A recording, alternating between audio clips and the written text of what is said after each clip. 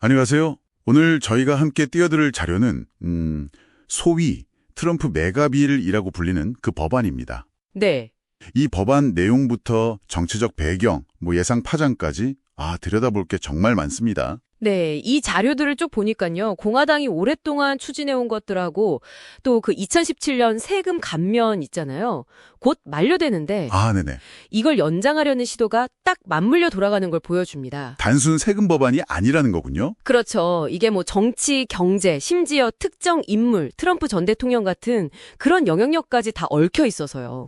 복잡하네요. 네, 그래서 오늘 저희 목표는 이 복잡한 그림 속에서 당신에게 가장 중요한 정보, 그 맥을 좀 명확하게 짚어드리는 겁니다. 좋습니다. 그럼 한번 파헤쳐보죠. 네.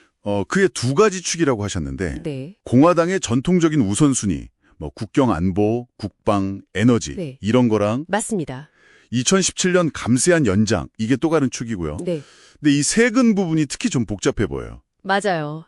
그 2017년 감세안이라는 게 당시 법인세율 확 낮추고 개인소득세 부담도 줄여준 수조 달러 규모의 대규모 개편이었거든요. 그렇죠. 근데 이 혜택들이 이제 만료 시점이 다가오니까 연장하냐 마냐 이게 핵심 쟁점이 된 거죠. 예를 들면 어떤 것들이 있을까요? 표준 공제 확대된 거나 개인소득세율 조정한 거 이런 거 연장되면 정말 수백만 명에게 직접 영향이 가고요.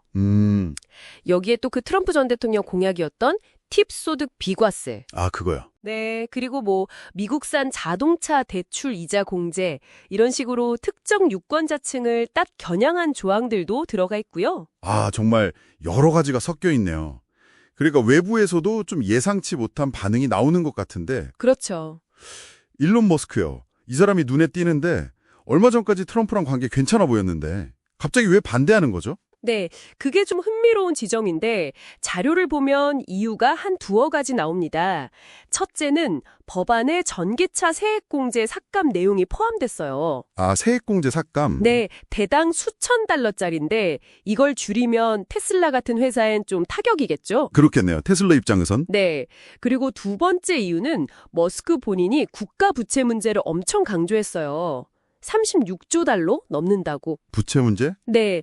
근데 감세 법안은 아무래도 재정 적자를 늘릴 가능성이 크니까. 잠시만요. 그럼 그게 좀 이상한데요?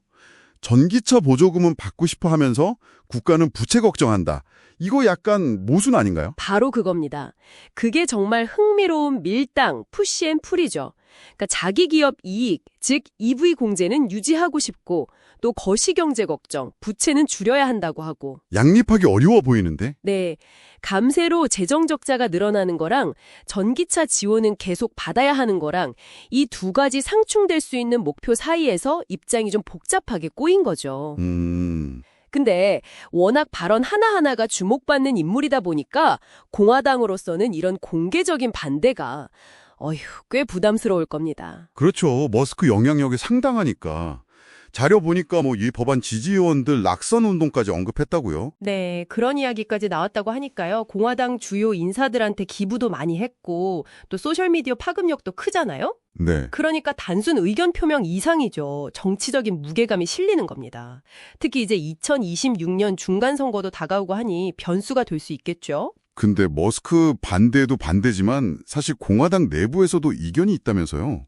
이게 더 큰 문제 아닐까요? 맞습니다. 사실 머스크가 걱정하는 그 부채 문제, 공화당 내부에서도 똑같이 나와요. 그래요? 네, 특히 재정 건전성을 아주 중요하게 생각하는 의원들, 소위 재정 매파라고 하죠. 네, 피스컬 헉스. 이분들은 이 법안 때문에 재정 적자가 수조 달러 더 늘고 인플레이션 다시 자극할 수 있다 이렇게 강하게 경고하고 있습니다.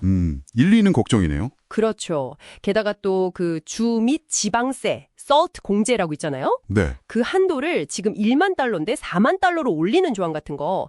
이건 주로 민주당 지지 성향이 강한 주, 블루스테이트, 고소득층한테 유리하거든요. 그럼 공화당 내에서도 이견이 갈리겠네요. 네, 그래서 당내에서도 이견이 상당합니다. 와, 내용도 복잡하고 내부 이견까지 이렇게 많은데 이걸 어떻게 하나의 법안으로 통과시키려고 하는 걸까요? 전략이 뭔가요?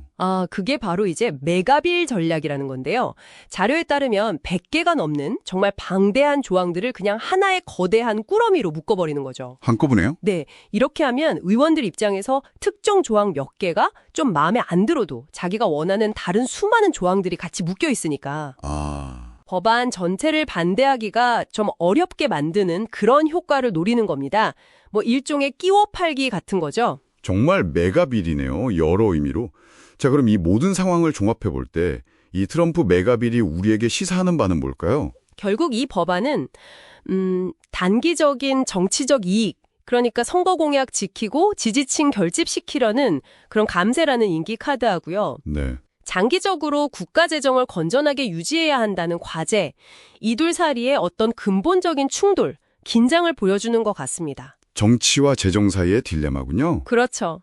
그래서 이 법안이 최종적으로 통과될지 또 어떤 형태로 통과될지에 따라서 미국 경제 전체, 특히 요즘 정부 부채 증가에 대한 우려가 커지고 있는 금융시장에는 상당한 영향을 줄 수밖에 없어요. 네, 오늘 저희가 함께 살펴본 이 복잡한 법안 분석은 여기까지입니다. 이 법안을 둘러싼 정치 게임과 불확실성, 이게 단순히 뉴스를 넘어 만약 통과된다면 말이죠.